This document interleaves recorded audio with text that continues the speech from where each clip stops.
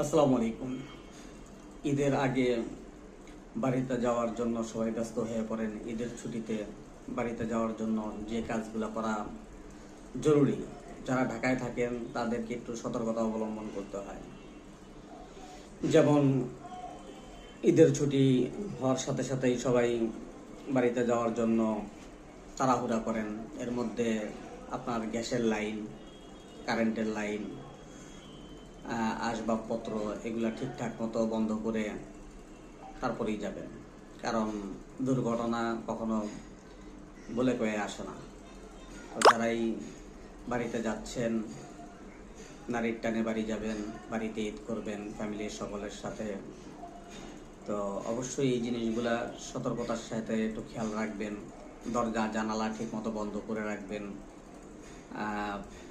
আশেপাশে যারা থাকবে তাদেরকে বলবেন একটু খেয়াল রাখার জন্য।